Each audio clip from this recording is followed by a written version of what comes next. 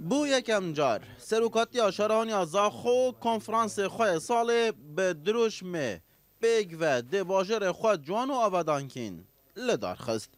هرمدار زاخو جی ده پیام خواه ده خویا کر پیدویه بو چونن ولاتیان جی ده پیش و برنو آبادانکرنا باجری دا بهنه ورگرتن نهاجی بلاوکه وقت تدبير كورة كيجيب كيبو باجر خو تو رأي خلق الواجد أو مهم ترى بمشان يبكو خلق مشارك بتن پیش ببرنو أو بدون كنا باجر خو حش همي خلق خو كي خلق حش تبكتن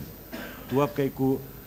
باجر خو پیش بخي باقش كي أو جو قرباني دانه قرباني بيد احتمال ده خانية تكب تبر بروجكت أو بدون كن ولاتی جید بیشن دو سالا بریده شارانی بتن پروژین بچوک انجام دانه و پتر یوان جی جبوی خملاندنا باجری بونه خملاندنا بیشن یعنی نه استاده برن بری و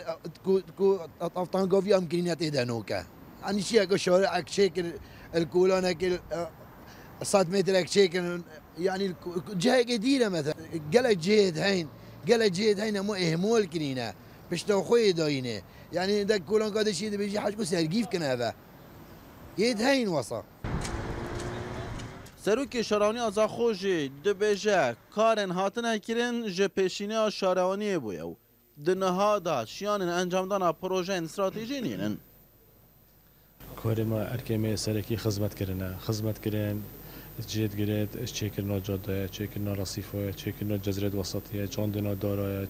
چکرنا مجاریه اف پروژه استراتژی نتشیانت چه شهروانی دو چه دزگه میری دویز قوناغه دا بک دنها دا پیشینه شارانی از خو نزدیکی 500 میلیون دینار آیو دو سالا بوری دا به کوشم ازدتر ج 1 میلیارد دیناران چندین پروژین بچوک مینا چاندنا داران و دروست کردنا باغچان و سخبیر کردنا جادهان و خملاندنا باجری جاری سروکاتی شارانی از خو به هاتنه انجام دان